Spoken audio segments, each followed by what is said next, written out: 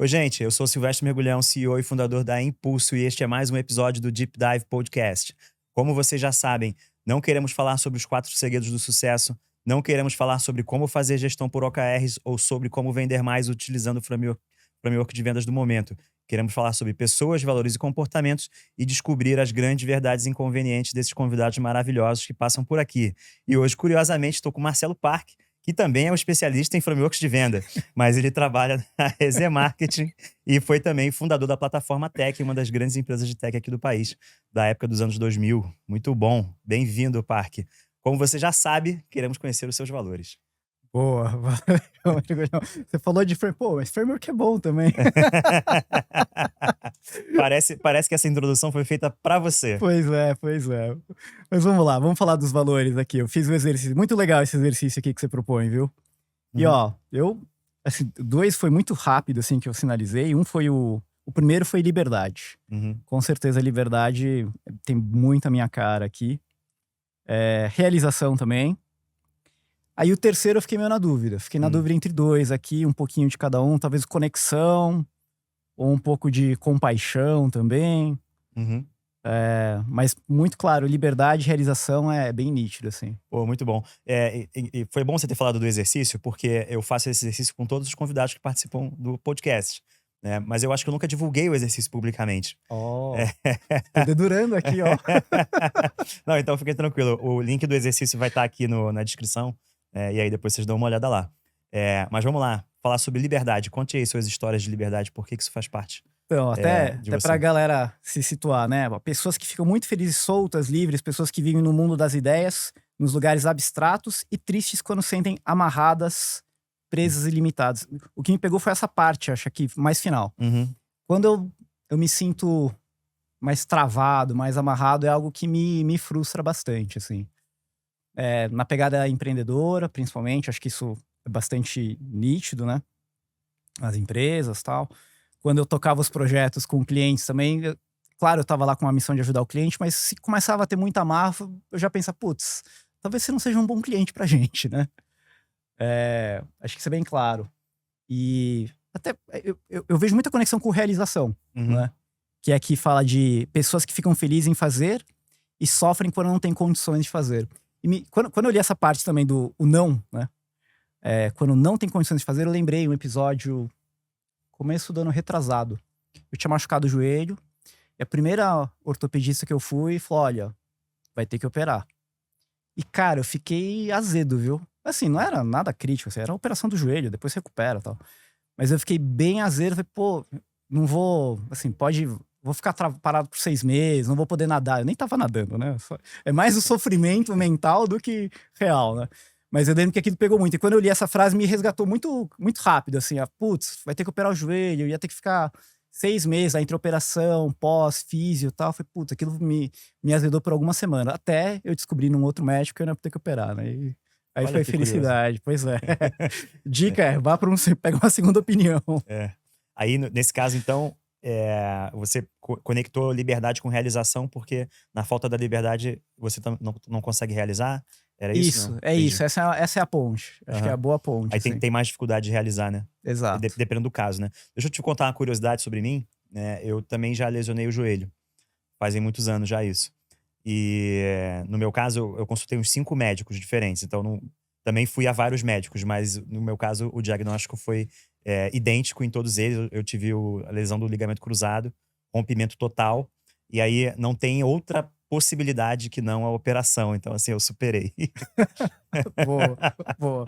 Meu outro É. joelho não escapou da faca. Ah, O é? meu primeiro joelho eu tive que operar. Aí por É. isso que eu acho que eu lembrei da primeira operação. Uhum. Eu falei, cara, operar de novo, cara, é muito chato. Mas é Então, ruim, é assim, mas ruim. tem, tem, tem saída, né? Você tem já tem saída. saída, a gente sobrevive depois. Tem saída. E curiosamente, depois da lesão, eu tive que fazer o trabalho de fisioterapia, todo que você comentou, mas a minha perna direita, né, que foi a operada, ela ficou realmente muito frágil, né, muscularmente falando. Então, eu tive que fazer um trabalho forte de musculação, né? Fisioterapia com musculação junto e não sei o quê. E olha só que resultado curioso. Um ano e pouco depois da lesão, eu tava fazendo uma meia maratona. Caraca, ó lá, né? Então, assim, dá. É Né? isso, é Dá, isso. dá, a gente consegue, Realização dá aí. pra recuperar. Aí vamos lá, voltar aqui. Liberdade, qual era o segundo que você falou? Era realização, Ah, a liberdade, realização né? era o segundo. E aí É, depois você falou de conexão, né? conexão. Então, aqui, né, ó, vou até ler aqui. Pessoas que ficam felizes junto com outras, né? O coletivamente alimenta. Ó, a conexão real faz a felicidade. Não gostam de criar sozinhas. É bem curioso, eu fiquei pensando aqui também, porque eu gosto de criar sozinho. Uhum, Então eu fiquei meio na dúvida, eu gosto de ficar com outras pessoas, eu fico feliz, né? Acompanhando amigos, família. É, mas não foi 100% certeza. Eu falei, uhum, eu me reconheço parcialmente aqui uhum. nesse. É que, na verdade, todos nós temos um pouquinho de cada um desses valores e de muitos outros, né? É um espectro, É um né? espectro. Essa é uma. Se você buscar no Google, né? Na internet, vai ter listas com, sei lá, 50 valores humanos. Sim. Essa é uma lista reduzida de 8, que se você também pega uma lista muito extensa, vários deles você vai juntando e concatenando num só, né? Mas todos nós temos um pouquinho de cada um, né? Sim, sim. E só que tem alguns que é aquele que Mais pega. contundentes, né? Que pega, né? Então, quando você fala de liberdade, aí liberdade é um dos meus também, né? Então, pra mim, liberdade pega. É. Pega forte, assim. Entendo. É dureza. E aí, quando você falou de conexão, você falou de compaixão também, não foi? Compaixão, Você é. falou que talvez tenha uma relação aí, e de fato eles são próximos. Pessoas que ficam felizes em dar mais para os outros do que para elas mesmas, sem querer absolutamente nada em troca, né? Só a Uhum. própria felicidade de ter dado. Não que eu seja, como é que fala? Até esqueci a palavra. Mas não que seja um missionário, né?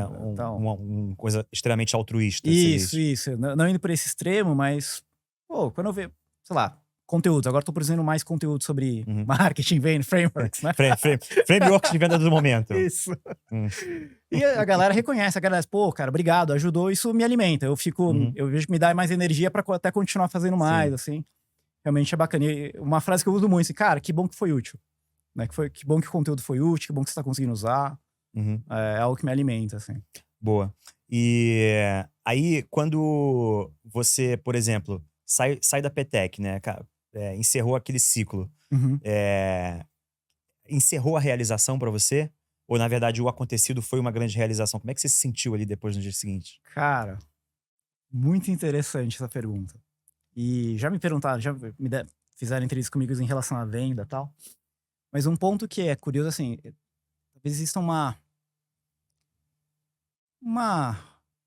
ilusão, né? Nossa, o momento da venda da empresa tal. Cara, foi legal. Mas não foi, assim, um baita êxtase.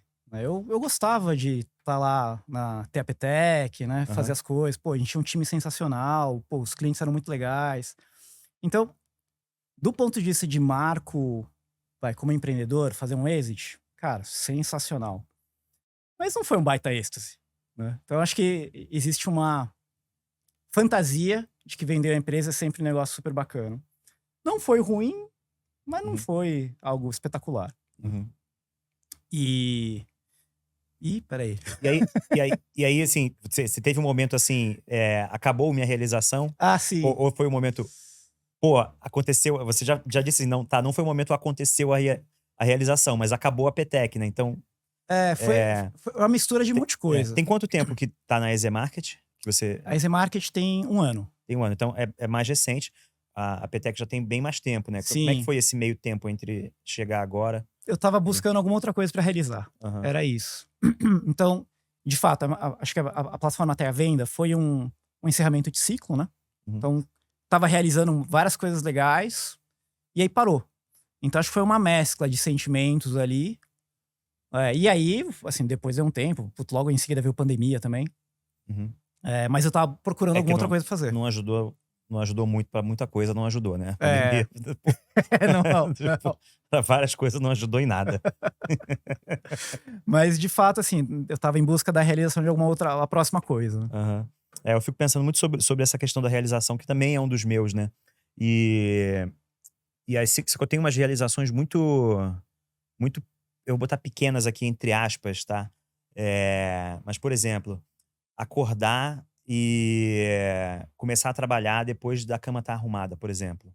Uma pequena realização do dia, assim, de não, meu quarto tá arrumado e agora eu vou começar a trabalhar, que no meu caso o meu escritório fica dentro do meu quarto também, Uhum. né.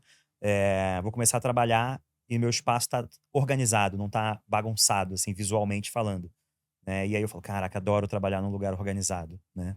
Aí outro exemplo, tô na cozinha, né, e aí a cozinha lá de casa, eu meio que dei uma organizada e uma planejada nela para ela ser muito estruturada para que o espaço físico não atrapalhe enquanto eu tô utilizando, né. Então a realização foi, tipo, como é que eu organizo esse espaço que já tá aqui, que eu não tô a fim de fazer uma obra nele, né, como é que eu organizo essa bodega para isso aqui ser funcional, né. Aí, de vez em quando eu descubro: "Pô, isso aqui podia ser melhor aqui", aí eu faço uma pequena adaptaçãozinha. "Ah, uma prateleira a mais aqui vai ser ótimo", aí eu boto uma prateleira a mais aqui, sabe. Ah, Pequenas realizações, assim, me deixam eu tenho carro velho, por exemplo, também, né. Carro velho antigo, né, carro aham. que hoje é considerado antigo. Meu mecânico fala: "Seu carro já é um senhor, né, amigo". Mas eu gosto de tratar o carro com muito esmero, então, assim, parece que saiu da concessionária ontem, né, mesmo sendo um carro com mais de 20 anos de idade. Ele não tem arranhão, a mecânica tá perfeita, revisada, dá um trabalho, né, todo ano. Tem um monte de coisa que tem que trocar, porque o carro vai ficando velho, né, as coisas É um vão senhor, é um é um senhor. senhor, né, é um senhor, né.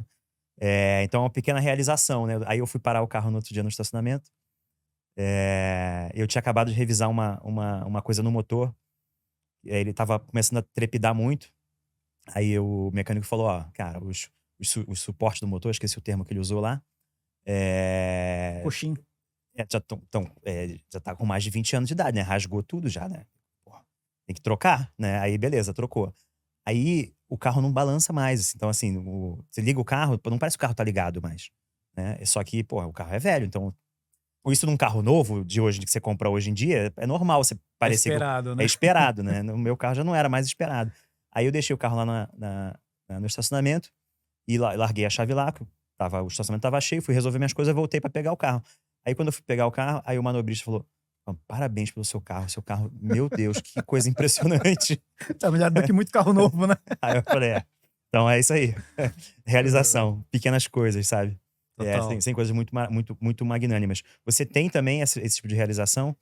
Ou Tenho, assim, tem as coisas menores. Eu prefiro fazer atividade física antes de começar a trabalhar, tal. Não tenho feito, né? Esse lance de disciplina não tá encaixando hoje na minha rotina.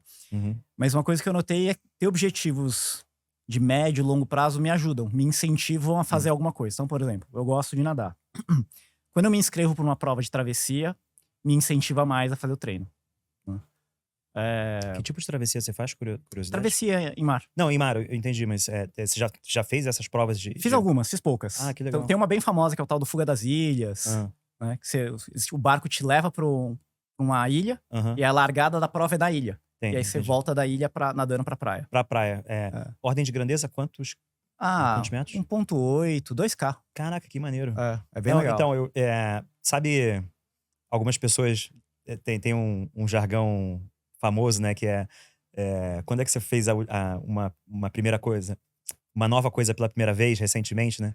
E isso comigo é muito engraçado, porque eu olho toda hora eu faço uma coisa que eu nunca fiz pela primeira vez. Eu não sei o que que se passa na minha vida, mas eu sempre olho, pô, mês passado eu fiz isso pela primeira vez, só percebi agora. E uma das coisas foi fazer uma aula de natação no mar. Então eu Ó, nunca tinha legal. feito uma aula de natação no mar. Aí, recentemente contratei um professor lá no Rio e fiz uma aula de natação no mar, foi É legal, né? maneiríssimo. Nossa, O foi Joca que é maneiríssimo. fera, o Joca faz É, 2 km pra ele é aquecimento ali. exatamente. Aí eu bati esse papo com ele, eu falei que queria fazer. Quando ele esteve aqui, eu não tinha feito ainda. Ah, Eu legal. falei com ele: Olha "Não, aí, pô", Joca, atualização aí, ó, deu atualização, é. certo, hein. Porque a gente falou desse lance da natação, eu queria fazer, não tinha feito ainda, e agora eu fiz. Bacana, E achei bacana. achei maneiríssimo, já fiz uma segunda aula, tô tentando me organizar pra conseguir colocar na minha rotina, mas é um esporte, complexo de colocar na rotina. Cara, primeiro que eu fiquei quebrado o resto do dia inteiro, né. Assim, eu falei: "Caraca, ainda bem que eu não marquei uma reunião presencial, senão eu não ia conseguir chegar na reunião". Mas assim, foi muito satisfatório depois, É né. muito legal, né. Então, essa prova específica, Fuga das Hã. Ilhas, é fim do ano. É Uhum. bom, porque começa resolução de começo de ano, né. Aí você já É tá tipo lá. a São Silvestre, vai, É. de natação. Então ajuda. objetivo de negócio, empresa. Putz, não, ó, qual que é o target que eu quero chegar? Aí você Uhum. desdobra e vai todo dia. Isso me ajuda muito, assim, é o que me motiva a ver esses Pequenos avanços. degrauzinhos de realização, né? É. Que faz Então, avançar. é bem curioso, que pra mim é mais fácil, não sei se é mais fácil, mas eu não tenho dificuldade em ver coisas mais de médio e longo prazo e fazendo esses avanços graduais, né. Uhum, Pra algumas pessoas eu sei que é mais difícil, né, uhum, precisa ter alguma coisa mais instantânea. uhum. Pra Pra mim enxergar o caminho, né? pra mim casa bem, assim, essas coisas mais de médio e longo prazo. Boa. E aí, cara, vamos lá. Hoje, enfim, como é que você equilibra, né, a necessidade de ser autêntico, né, de você ter as coisas que são muito únicas suas, das suas características, né, com várias das expectativas, né, do papel de liderança, né, principalmente da época que você atuou lá na Petec, né. O caso que eu gosto sempre de comentar é o sobre transparência, né. Qual é o limite, né, que a gente tem que conseguir ser transparente com a nossa equipe, para que a gente consiga manter eles, incentivados, né, mas a gente não pode também estar omitindo informações que eles precisam saber, né, sobre realidades que às vezes são duras, né. Uhum. É bem interessante que você mencionou autenticidade e transparência. E aí, associada a não omitir algumas informações. É de fato, assim, quando você tá na posição de liderança, você tem que dar a real, né. Faz parte do job description. Mas eu não vejo nenhum conflito em autenticidade com transparência. Como é que eu coloco isso? Deixa eu pensar. Uma coisa, o autenticidade, assim, é o seu estilo. Então, por exemplo, como que eu como é que eu vou dar uma má notícia? Você tem um Uhum. estilo de dar uma má notícia pro time, né. Aí agora você pode omitir e não dar a má notícia, o que eu acho que é perigoso, né. Perfeito. E tem o lance do como, né. Então, em relação à questão da transparência, então, uma coisa é a autenticidade, que é o como você faz isso, né, que é o estilo que você faz isso, e a questão da transparência. E especificamente quando eu acho que é a questão de más notícias, né. Eh, Sei lá, a minha opinião é que o jeito como você coloca a má no tem jeitos de falar. Então, você coloca uma perspectiva de que: "Ó, gente, a real é essa e é isso que a gente vai ter que fazer". Tem que ter o próximo passo. Qual que é a perspectiva futura? Então, se vai ter uma notícia ruim, tá, por que que a gente tá fazendo isso, né, Uhum. e pra onde que a gente quer chegar? Boa. Ajuda, mas tem um ponto da transparência que eu acho que tem que se tomar cuidado mesmo. Eh, Cara, líderes também são seres humanos, têm medos, têm receios, só que em nenhum momento isso pode colocar em credibilidade a tua capacidade de estar naquela cadeira. Aí é perigoso. Uhum. Então, acho que essa transparência tem um limite. Tá. Você tem que reservar. E, cara, às vezes é uma questão, naquele dia você tá mal, naquela semana você tá mal. E você, né, o pessoal em inglês é vent, como é que é em português? Desabafar. Você desabafar com o teu time não vai funcionar. Você precisa ter algum outro mecanismo para desabafar, Aham. mas não é com o teu time. Beleza, perfeito. Acho que é aí que, na minha visão, vai o limite da transparência. Uhum. Aí, enfim, tem que ter os mecanismos para você conseguir fazer isso, né? A gente tem no dilema lá, um dos dilemas do empreendedor, né? É exatamente a gente ser isolado, né? Porque a gente, em última instância, vai ter que conversar com alguém de fora da sociedade, Uhum, né? Porque às vezes nem o sócio é a pessoa para você conversar, né? Então, total. exato. Inclusive, eu participo de uma organização, cara, chamada EO, não sei se você já ouviu falar. Chama Entrepreneurs Organization. E é uma organização mundial de empreendedores, né? E um dos conceitos deles é que ele tem grupos, né? Que a gente chama de fórum. É um grupo de 8 empreendedores, né? Onde a gente se reúne todo mês exatamente para a gente desabafar, Ah, mas, legal. mas seguindo um processo. É um grupo americano, né? Então é todo processualizado, a gente recebe treinamento, né? Para como lidar com cada uma das situações.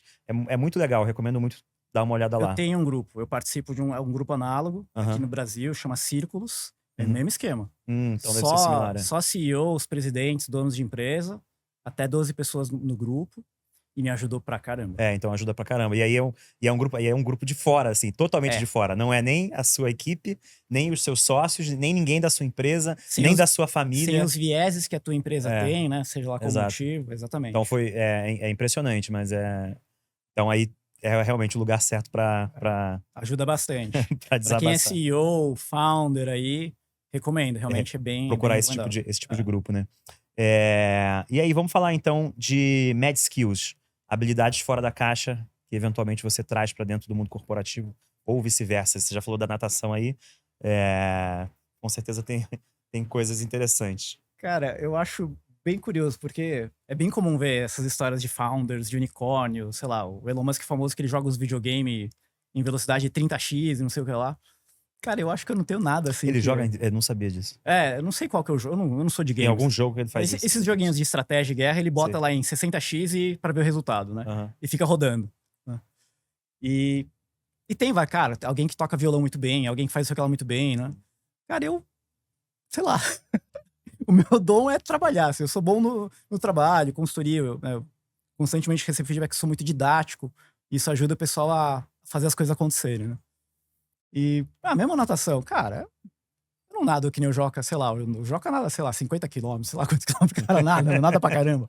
Eu nado travessia de 2K, não é nada, em 40 minutos você acabou a prova, né? Indo de boa. Eu me acho bastante ordinário nesse sentido. Cara, normal, não tem nada excepcional. Putz, eu estudo, tal, sou inteligente, não me considero, né, uma pessoa burra, me considero, mas nada demais, assim, esses negócios de mad skills, eu falei, cara, muito louco isso, mas será que todo founder tem isso? Eu não tenho, né? Não, mas é que não é necessariamente uma coisa que você é excepcional, é só porque é meio fora da... como é que eu vou dizer? Não teria correlação, né? Então, por exemplo, o Joca tem uma resiliência danada. De onde ele tira a resiliência? De vários lugares, inclusive da natação. Né? E a gente traz essa resiliência para dentro do trabalho, eventualmente em algum momento. Tá. Né? Então é nesse sentido. Então, por exemplo, você falou da didática. Você sabe de onde saiu? Cara, não sei. Sabe que eu tenho a sensação oposta em relação a mim? Eu tenho muita dificuldade, e essa é a forma como eu enxergo, mas eu já sei pelo feedback de muita gente que não é bem assim como eu enxergo, mas tudo certo. Tenho uma certa dificuldade de explicar aquilo que eu tô pensando de forma que a outra parte consiga compreender na profundidade que eu gostaria que fosse. Essa é a forma como eu enxergo eu mesmo, mas eu já recebi feedbacks que não é bem assim, as pessoas entendem o que eu falo, então não é tão ruim assim. A minha didática teve uma parte que foi intencional, que eu estudei, assim, putz, como é que eu organizo ideias, como é que eu apresento ideias. Uhum. Por conta de trabalho mesmo, né? Da Sei. época que tinha plataforma tech e tal. E eu dá pra dizer que eu fui intencional em melhorar esse skill.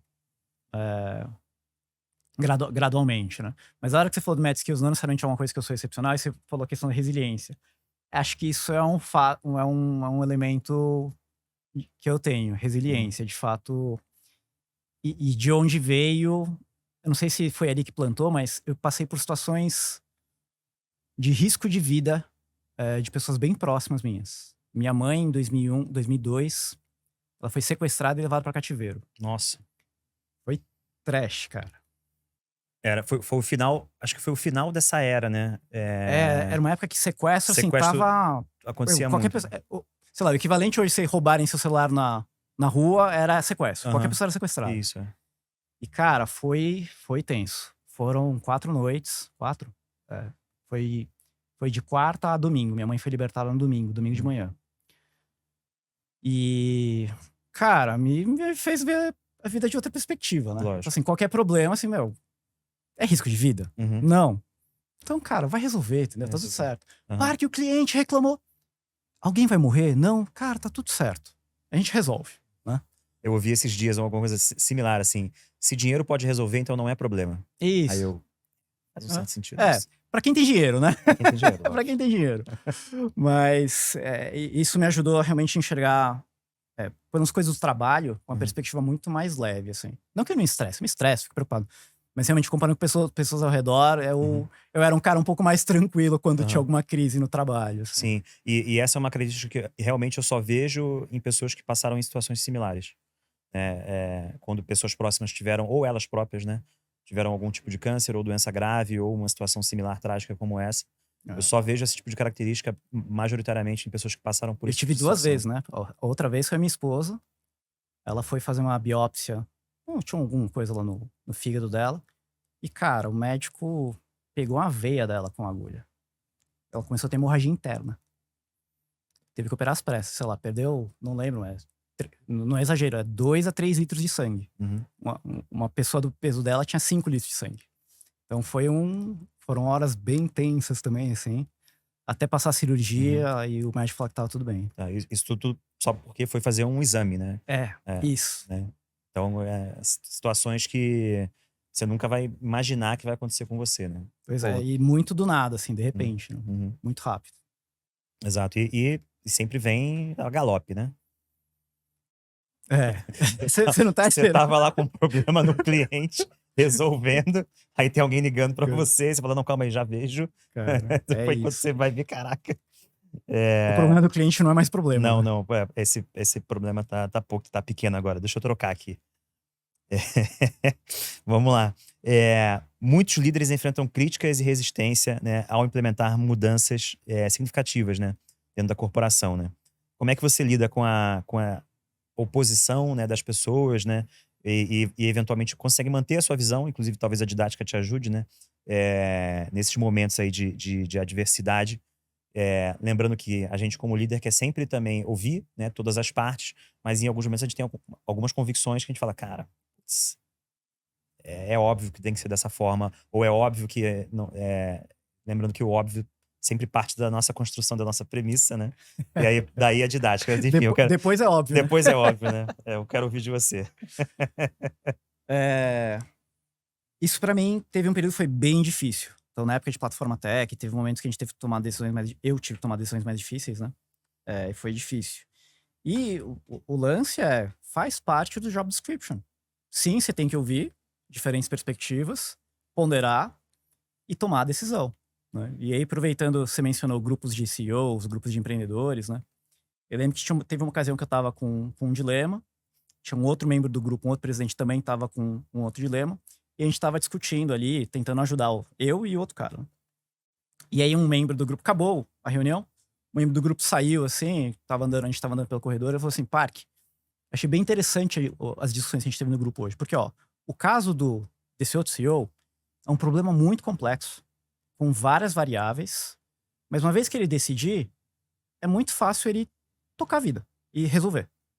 O seu problema, a decisão é muito óbvia. É simples decidir. São poucas variáveis, cara, é essa a decisão. Mas executar é muito difícil. Olha que coisa. Era uma questão de pessoas. Uhum. Eu falei, caraca, bicho, você fez uma definição sensacional. E é isso. Porque o meu grande dilema foi assim, Parque, você já sabe a resposta, você já falou. O seu problema é como é que você supera esse teu bloqueio de executar isso. Porque isso é uma decisão dura que você vai ter que fazer. E foi isso mesmo, cara. Eu achei bem curioso. Uma parte boa, né, desse tipo de grupo, né, é que a gente consegue esse aprendizado de pares. Né? E aí a pessoa saca uma coisa que às vezes está tão óbvia na cabeça dele, mas que não está óbvia na nossa, que está precisando de ajuda, né? E aí uma mensagem como essa É deixa aquele a gente empurrãozinho dar um quando você vai pro empurrãozinho, band de exato. o cara vai.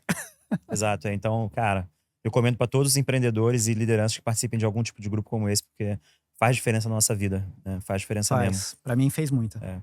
E aí, inclusive, nesse tipo de decisão, eventualmente controversa, que a gente tem que tomar, né? Muitas pessoas partem da premissa do senso comum, que não necessariamente é uma resposta correta, né? Né? E correto também é relativo, porque é contextual, né? Então, o exemplo que eu gosto de trazer aqui no programa é sempre o do carro elétrico, né? Que teoricamente ele é ecologicamente mais correto, né, do que o motor a combustão, só que não necessariamente, né? Sobretudo no Brasil, quando a gente tem carro a combustão a álcool, que é extremamente ecológico. E versus o custo ambiental, que hoje a gente ainda tem, né, de produção e gestão e descarte de baterias. Então, as respostas não necessariamente são óbvias e o senso comum não necessariamente está certo. E aí? É isso, o senso comum, hein? Esse é o ponto também, né? O senso comum também muda, né? Então, sei lá, hoje cigarro é um grande vilão, né? A gente sabe dos males que causa. Mas, sei lá, há muito tempo atrás, cigarro era um negócio. Nos anos 70 e 80, eles vai andavam fazer de cavalo. esteira. Eles andavam de cavalo. Pô, então, tem muita questão do que é que você sabe naquela ocasião, né? Então, é o que você falou, depende do contexto. E também depende, às vezes, da perspectiva, né? Então, bateria, carro elétrico polui menos? A atmosfera, talvez sim. Depende da tua matriz energética que você usa para para alimentar a bateria. Uhum. Mas os outros impactos ambientais, né, você tem que pegar metal pesado, né, mineração, o que você vai fazer com a bateria depois. Você tem outros tipos de impacto. E acho que você tem que saber ponderar muito bem. Qual que é o outcome que eu quero dessa decisão? Né? E saber que não tem resposta perfeita. Tudo tem pró e contra, né? Mas como é que a gente lida com esse tipo de coisa dentro, por exemplo, das nossas corporações, né?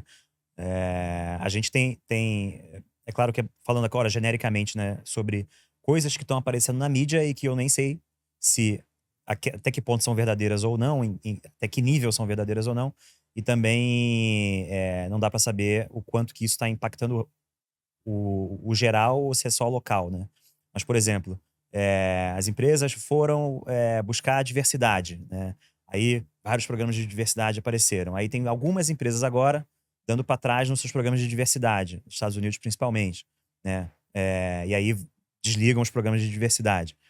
Então, aí, tipo, caraca, o pessoal fica assim, beleza, tá, mas é certo ou não é certo fazer? Ah, mas se eu não fizer, como é que eu lido com as pessoas que estão preocupadas em saber, né?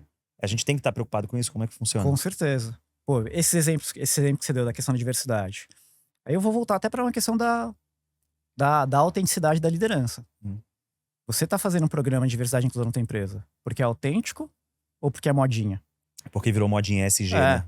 Então, e aí, cadê tua autenticidade? É porque você realmente acredita? Faz parte do teu estilo de liderança? Joia, então continua. E é até um ponto para você se destacar nessa hora. Ou não, cara, eu tava lá na modinha mesmo e agora tá bom, então assume que você tava na modinha. Então, e esse lance do senso comum. O mundo corporativo vive muito de modinhas, né? Vive pra caramba. O framework. Cadê o framework também? É o novo framework de vendas do momento. Novo framework de vendas do momento. A gente passou por isso também na agilidade, né? Total. Framework sobre framework, né, de agilidade, né? E de certa forma também as grandes empresas de consultoria vivem, né, de criar essa nova moda, né? Qual era aquele que é o Agile? Esqueci, o Agile que é da organização toda. Tinha uma sigla. O SAFe. SAFe. Scaled Agile Framework. Exato. Eu olhava para essas coisas e falava, meu Deus, o que vai acontecer aqui? É que é bem curioso. Tem muitos desses movimentos que, assim, até começa de forma mais legítima, mais genuína, né? Mas aí parece que em alguma hora a coisa se perde, vira, entra muita grana no meio, sei lá, enfim. E aí perde a genuinidade. A modinha tem que fazer também, e a galera faz sem saber, sem entender o que tá rolando. Exato. Eu sou da época lá do XP, né? Do Extreme Programming, né? E aí, o que eu vivi na época de HE Labs lá no começo, né? Eu vivi e fiz parte, né? Como desenvolvedor, né? De time usando XP raiz, né? Então, era aquele primeiro que era tudo presencial, né? Então, vamos começar que era uma outra época, né? Então, o XP raiz, que a gente usava cartinha para votar pontuação, sabe? E desenhava fluxo de interfaces e tal no papel, né? Usava post-it pra caraca. Era uma época bem legal, assim, para desenvolvimento e discovery. Foi muito legal isso. E aí, pra gente, naquela época, naquela equipe, funcionou muito bem, de fato, né? Quando eu trouxe isso para HE Labs, né? Aí começou a ter muitas pessoas que não tinham vivido aquela experiência que eu vivi, né? Então, a pontuação, né, até de tarefas começou a ser muito criticada dentro do ambiente ágil, fora do ambiente ágil e tudo mais, né? Mas também foi muito criticada e mal utilizada por pessoas que não tinham tido aquela experiência, por exemplo, né? Então,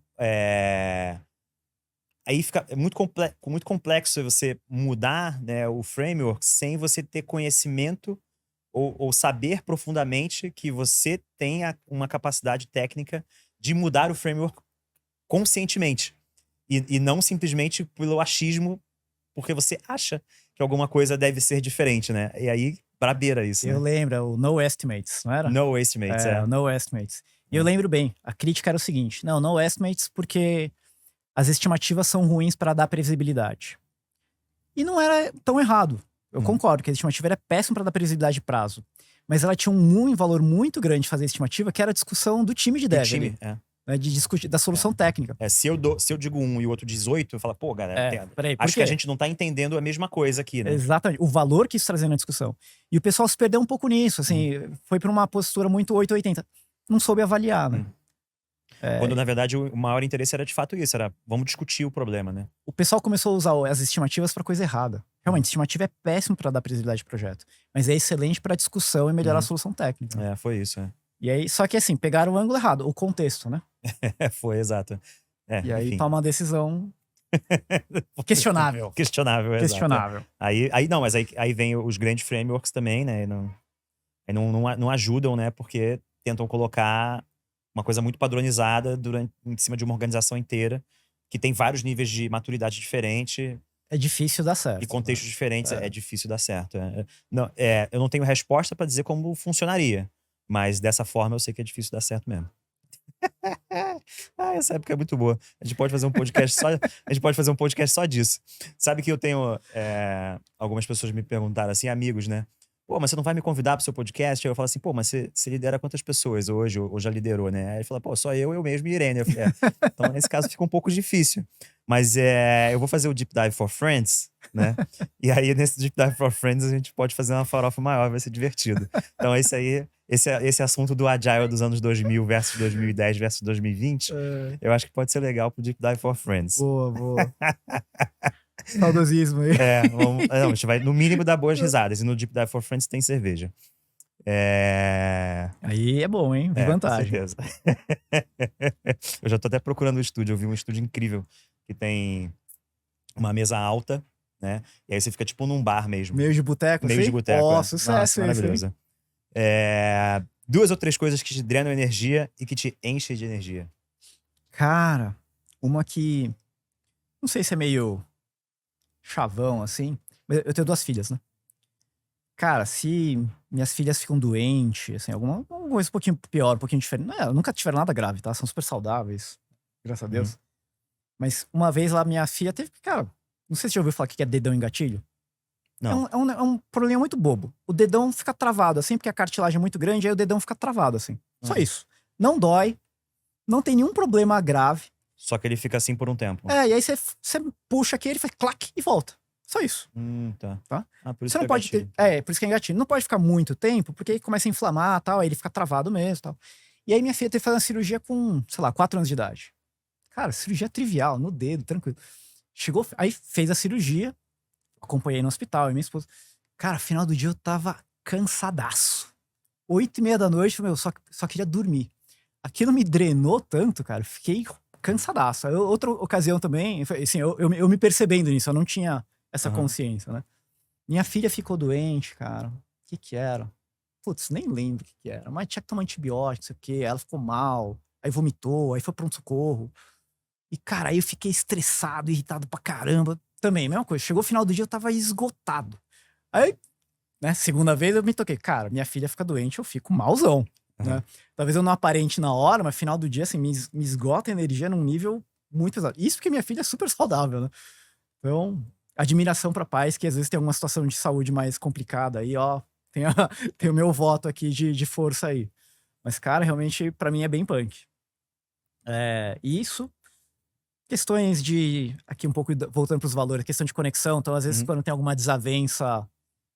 sei lá, uma desavença pessoal com alguém que eu gosto, tal. Desavença, assim, alguma briga, né? Algum desentendimento. Isso também me deixa bem drenado de energia. Acho que essas são 2 coisas mais marcantes, assim. Cara, eu trabalho pra caramba, eu gosto. Não é um negócio que me cansa. Você tá trabalhando de casa hoje ou tá... Sim, de casa. Tá O nosso fazendo home? escritório não tem escritório. Officeless. Officeless. Sem escritório. Adoro. Suspeitos aqui, né? Suspeito. Então, a gente mantém o escritório no Rio, né? A Impulso mantém o escritório no Rio. É quase um saudosismo manter o escritório, mas é porque, de fato, é um escritório lindo, né? Mas é um ponto de apoio. Que é um ponto de né? apoio. Ele nunca foi um escritório de trabalho, ele sempre foi um escritório de convivência, né? Um espaço de convivência. Então, por exemplo, a gente fez planejamento estratégico no final do ano de 2024 lá, encontrou todas as lideranças, fomos todos para lá, né? Porque tem gente de São Paulo, do Sul, do Rio, a gente juntou todos no escritório para o encontro, né? E aí foi incrível, porque estivemos todos lá no espaço. É bacana. E aqui é um espaço nosso. Seria muito diferente se a gente estivesse num coworking, botar entre aspas aqui, qualquer. Né? Sim, sim. Lá, de fato, é o nosso espaço onde a gente se sente em Não, casa. legal, legal. Tem um post no meu Instagram que é onde eu apresento o espaço da Impulso. Vale a pena também dar uma olhadinha lá. Tá massa. Dá orgulhinho lá. E vamos falar agora. As ativistas de sofá que só querem proteger as baleias, as tartarugas, mas não conseguem pagar nem as próprias contas com o seu trabalho. Vamos falar de mais essa polêmica aqui.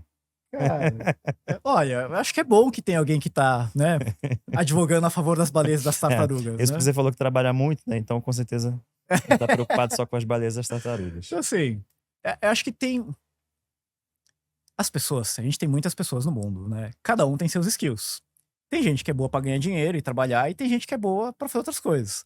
Então, a gente vive numa cultura capitalista, fato. Até porque a gente precisa pagar as contas. Uhum. Mas, tirando o tom de piada, cara, tem gente que não é boa de ganhar dinheiro, mas tem papéis importantes na sociedade. Então, eu acho que eu tenho uma opinião de que a gente também tem que aprender a valorizar outras atividades, outras carreiras que não necessariamente é ganhar dinheiro, né? Pelo menos eu, assim, o meu círculo é muito voltado para quem trabalha, estuda para trabalhar, né? Mundo corporativo. Uhum. Mas tem várias outras posições, sei lá, não conheço ninguém, seja, sei lá, missionário, padre, mas, cara, é super importante. Uhum. Proteger as tartarugas, as baleias, também é importante. Também. O ponto é, você tem que se financiar, né? Tem que achar algum mecanismo pra você conseguir exercer essa atividade. Vou te contar que eu já...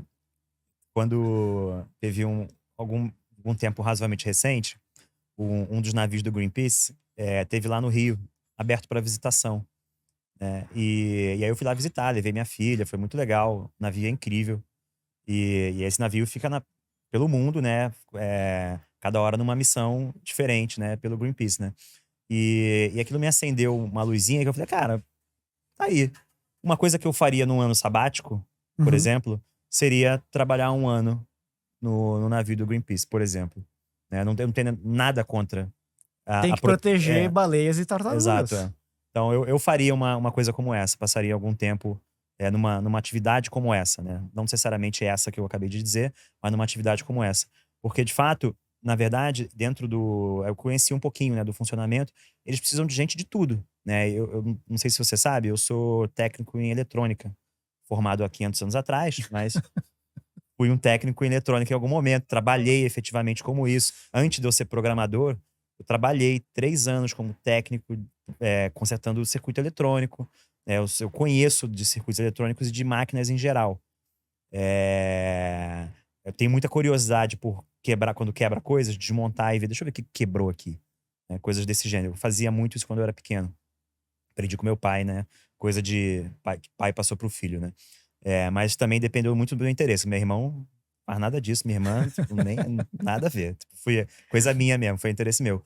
E aí eles tinham uma lista, né, de várias profissões, né, de coisas que eles precisam, né, dentro de um navio. E eu falei, cara, eu me encaixo tranquilamente nesse negócio aqui.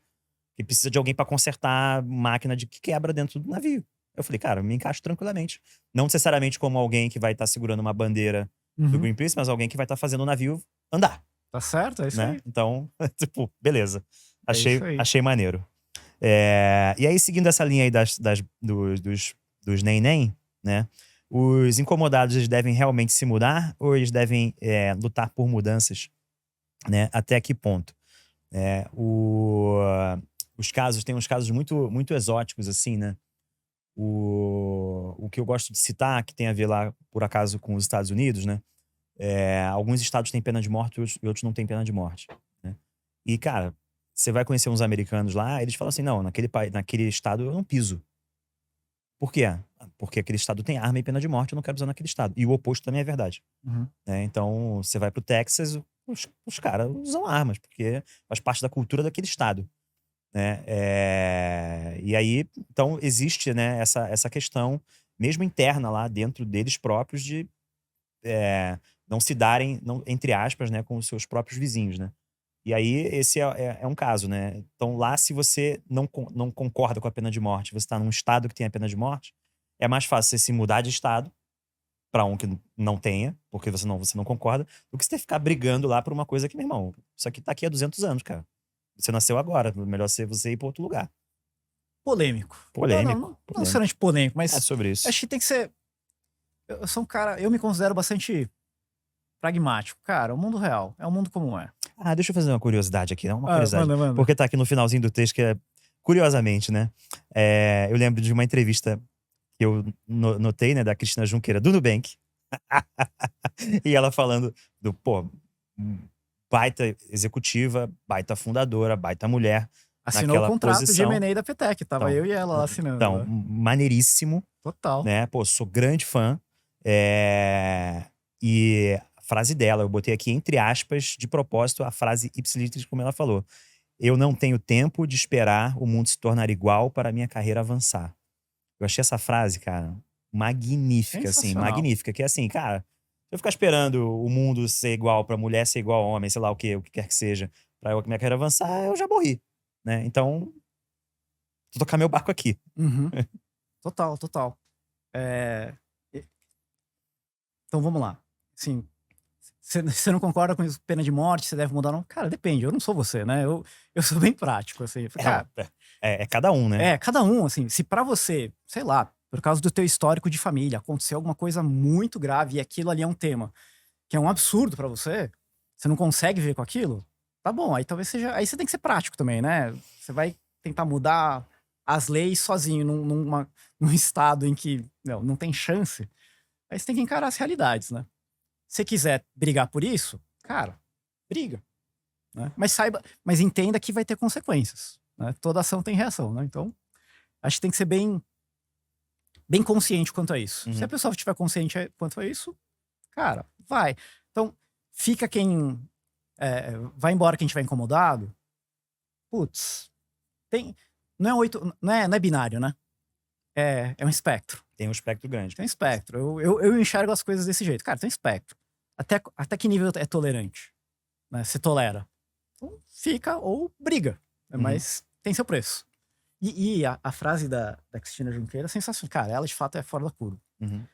E só que eu não acho também, não na minha perspectiva, a frase dela não, por exemplo, invalida iniciativas de diversidade e inclusão. Óbvio que não. Né? Cara, ela é uma trailblazer. Ela sai na frente e tá abrindo mato.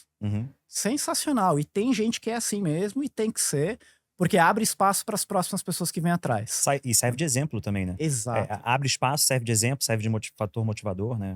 Muitas coisas. Né? Exatamente. E para mim essas coisas não são conflitantes. Né? As duas convivem.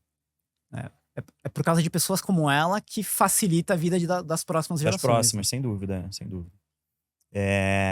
E aí, o ego nosso, né? Famoso, conhecido, ele pode ser uma força motivadora ou eventualmente limitadora. Você pode compartilhar com a gente uma experiência que você teve que superar os obstáculos do próprio ego para alcançar eventualmente algum objetivo? Como é que você vê isso nas suas relações? Cara, acho que sim. Só que um ego inverso. Normalmente a gente fala do ego, a galera do ego inflado, né? Eu tinha talvez um ego apagado. Alguma coisa nessa linha? Se dá pra ter. Na época da plataforma Tech, eu era o CEO, mas eu era um cara que ficava desconfortável em estar em destaque. De estar, sei lá, falar em público. Eu fazia isso bem, mas eu não queria fazer. Então, por exemplo, dar palestra. Vai lá da palestra. Puta, cara, pra quê? Tá cheio de empreendedores de palco. Eu já tinha essa crença, empreendedores de palco, só ficar falando lá pra aparecer, mas no vamos ver ali nos bastidores não é tão bom. Só que, cara, faz parte do job description, você tem que estar à frente, né? Inclusive pra tomar decisões difíceis. Sim. Então, pra mim, acho que foi o caminho inverso. Eu tive que, talvez, dar mais espaço pro meu ego, ou pra encorajar mais. Cara, você tem que estar mais em exposição, né?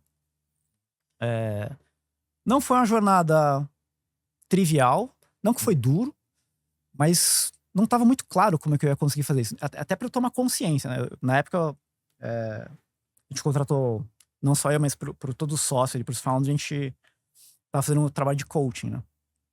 Cara, minha coach ela deu umas porradas em mim. Ela que me trouxe isso à luz. Ela falou, Park, você tá desconfortável com a cadeira de CEO. Eu falei, não, muito confortável. Liderar é comigo. Ela falou, não, e foram 10 meses até cair a ficha. Cara, mudou brutal. A gente voltou a crescer assim consideravelmente. Uhum. Legal. Mas aí, nesse caso, era uma questão sua de aparecer em público. Ou não era só Não isso? necessariamente público, mas de estar em destaque. Tá em destaque. Eu queria ser um líder discreto, Aham. né? Olha, é muito sutil.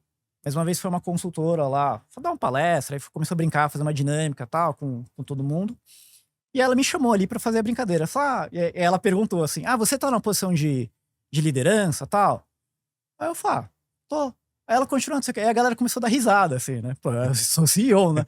E a consultora era alguma piada, não lembro o que era, mas piadinha, ela falou. Aí alguém assim, ele é o CEO. Ela, nossa, é o CEO tal, né? E acho que é reflexo disso, de eu não querer estar em destaque. Aham. Ela não foi a única pessoa que não percebeu que eu era CEO. Por um lado, acho que assim, tem um lado bom disso e tem um lado ruim.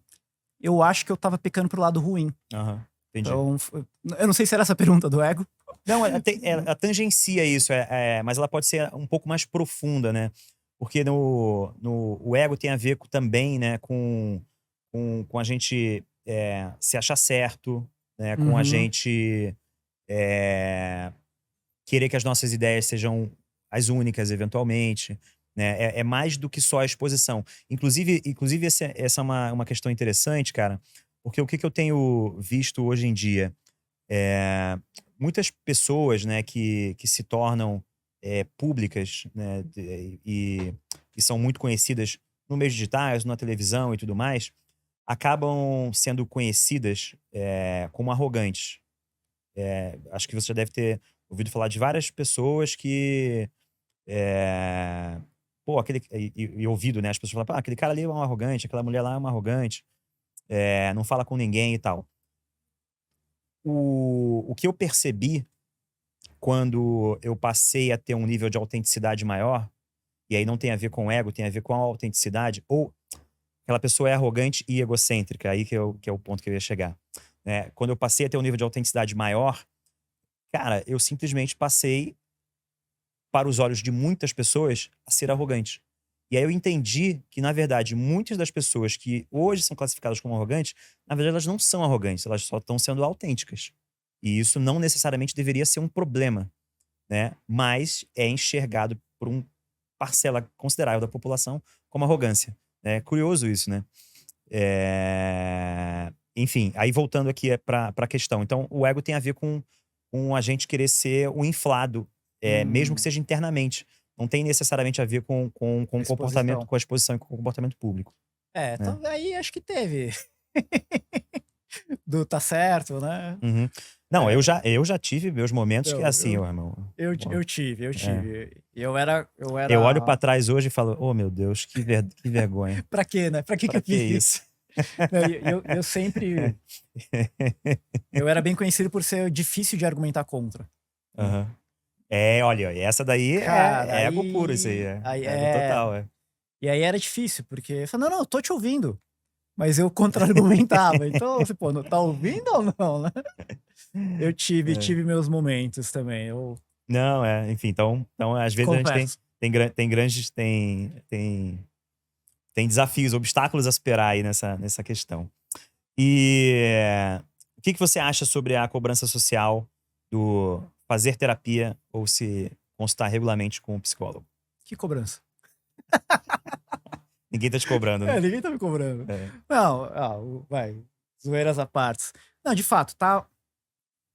Existe maior consciência sobre cuidar da saúde mental. Uma das partes importantes de cuidar da saúde mental é fazer terapia. Mas não sei se cobrança, sei lá, sei lá. Não passou por você essa? Não, eu fiz terapia por bastante tempo, que me ajudou pra caramba. Não, mas não passou por você a cobrança, né? Porque Hum, hoje tem uma linha de perseguidores da internet, né? Que fala, todo mundo tem que fazer terapia, isso deveria ser obrigatório. É, sim, então, sei lá. Não, tipo, cara, é uma coisa assim, todo mundo tem que ir ao médico. Então, todo mundo tem que fazer terapia? É, então, Cara, isso é fato. Todo mundo tem alguma questão. É isso aí, todo mundo tem Todo alguma mundo tem uma questão. questão. Aí se você consegue resolver por si só, né? Ok, né? Beleza. Só que às vezes precisa de ajuda. É. Muitas vezes ajuda. Eu não sei de fato. Deve ter casos de psicólogos que talvez não ajudem muito, mas os que eu conheci ajudaram. Ó, mas o lance do coach que você falou, cara, quando eu tive a coach, também tive uma coach, foi uma mulher incrível, a Amanda. Irmão, foi fora de sério o que aconteceu ali quando eu trabalhei com ela. Quando, na verdade, ela trabalhou comigo, né? Cara, No sentido, né? Me trabalhou, né? isso. Cara, pra mim também. Foi Meu, fora de série. foi sensacional, assim. Um negócio. Pensa assim, engenheirão, né? Não, Exatoide. Olha, ó, o técnico eletrônica aí. Depois computação, né, irmão? Cara, Porra. pra mim é um mecanismo, né, uma ferramenta, assim. Tem a questão trabalho, né? Coach pensando no trabalho. E a questão terapia vai, mas Uhum. pessoa, eu como humano de maneira geral. Nas duas situações, o trabalho de coach me fez considerar fazer terapia. E, cara, foi muito importante. Foi muito Entendi. importante. Boa. Massa. E agora vamos lá. Pergunta potencialmente canceladora. Putz. Parque, qual a opinião que você tem que é potencialmente canceladora? Temos tempo. Cara. Talvez seja, não sei. Ó. É pra ser polêmico aqui? A ideia é essa. Então tá, ó. Tem a galera que é bastante homofóbica, principalmente alguns homens. Falando, conectando com terapia, assim, Uhum. cara, por que outra pessoa ser gay te incomoda tanto? Qual o problema? Deixa o outro cara tocar. Não é a tua vida, é a vida do outro. Deixa. E aí eu tenho uma opinião que é o seguinte: se você se incomoda demais, talvez no fundo você é gay e tá com inveja que o outro cara já assumiu e tá vivendo a vida dele. Ó, E veja você só. não, hein? Veja só. Então, ó, essa aí é a minha opinião polêmica. Aí. Gostei. Não, e é engraçado, né? Porque é parte de um princípio muito de julgamento do alheio, né, cara? Então, é um julgamento de uma vida alheia baseada nas tuas premissas, nos seus conceitos, na sua construção, que são suas, só dizem direito a você. É, Então, tipo, cara, por deixa o quê, outro cara né? tocar a vida lá. Mano. Por quê? Toca a sua vida, se preocupa Toca com a tua, com né? a sua, né? Tu deixa do outro lá, do outro tá tranquilo lá, a dele. Vamos lá. E você pode compartilhar uma experiência de fracasso com a gente? E como isso te ajudou, ou te moldou como líder posteriormente? O que você pode contar pra gente? Ó, mergulho, tem uma coisa que eu. Assim, tem várias coisas que, sei lá, não deram certo, não consegui de primeira. Mas eu não tenho nada que eu me recordo, assim, que eu penso como fracasso. Acho que isso é um ponto bom pra mim. Me ajuda, talvez, a não parar, a continuar tentando. Mas fracasso, cara. Vamos falar talvez um grande erro. Putz, tá. Teve um desligamento, uma demissão que eu tive que fazer na empresa que foi bem difícil. Pessoa bem próxima de mim e tal. A gente trabalhava muito tempo junto, a gente era amigo antes de começar a trabalhar. Uhum. E ali foi a maneira como eu fiz o desligamento. Tinha que ser feito, o desligamento. Daquelas coisas que a gente precisa fazer. Daquelas coisas que é preciso fazer, as decisões Uhum. fáceis de tomar, mas difíceis de executar. Uhum. E acho que a maneira que eu conduzi foi bem ruim. Né? Talvez eu permiti demais, mas vamos chegar no meio termo, como é que você quer fazer? E eu acho que naquela situação, olhando em retrospecto, naquela situação, eu deveria ter conduzido, cara, vai ser assim, vamos fazer assado. E pum, sem deixar muito espaço pra combinar novas coisas. Porque a hora que eu dei o espaço pra combinar as coisas como iam ser feito, que a coisa desandou, sabe? Uhum. Engraçado isso, né? Eu já passei por situações similares, né, de desligamento. E, cara, é impressionante, né? Eu tô há 15 anos fazendo isso, né? Ou seja, 15 anos tendo a empresa, 15 anos tendo que contratar e eventualmente desligar pessoas, né? E eu não me acostumo com isso, cara. É uma coisa impressionante. Mas a gente aprende muito no trajeto, né? Então, e lá no começo eu tive muita dificuldade, né? Sempre em tomar decisões como essa que você comentou, né? Não vai ser assim, não. E às vezes abrir esse tipo de margem também sempre deu problema. E às vezes até coisas que eram contra a decisão que a gente tinha tomado. Por exemplo, a gente decidiu por desligar. Aí, na hora da comunicação, eventualmente a pessoa veio com uma contraproposta e eu aceitei, sabe? Isso. Com a melhor das intenções. Era né? óbvio que não ia funcionar. Era óbvio que ia dar merda, porra. Cacete. Não adianta.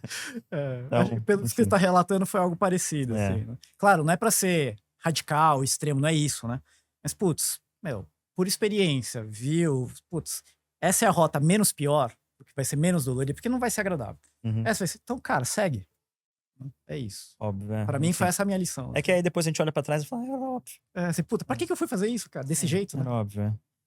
E quem que você acha brilhante que tem que estar sentado comigo aqui pra bater esse papo?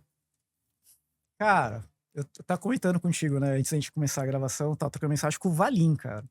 O José Valim foi meu sócio na Plataforma Tech. Ele é um cara fora da curva. O pessoal tem ele é uma figura pública no mundo de tech aí. Aham. Eu acho que ele é um cara que a galera vê a figura pública, mas não conhece ele de verdade. Que é um cara sensacional, muito engraçado ele. Ele é um cara que. Só que ele vai ter que fazer remoto. A gente dá um jeito. Ô, Valim, tô te colocando aqui pra ser entrevistado aí. Ô, Valim, fica tranquilo que eu faço contato contigo e vou te indicar um sertanejo novo que tá passando aqui no Brasil. Ele vai ter que cantar, chama ele pra cantar. Tá tranquilo, então o Valim também vai participar do Deep Dive for Friends.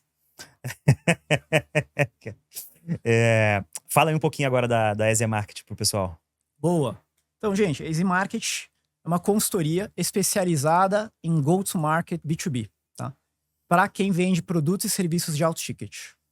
Então, revisar posicionamento, messaging, teu portfólio de ofertas, como é que você empacota isso, toda essa parte mais estratégica, como é que você aborda, como é que você coloca isso para o teu time de marketing, vendas, executar e gerar pipeline e fazer fechamento, é a nossa expertise. Ganhei muita expertise durante o período de plataforma tech, era só contrato, né, contrato pequeno era R$500 mil, né? Uhum. Então, sabe bem como é essa realidade. Exato, Nosso mundo B2B. É isso aí.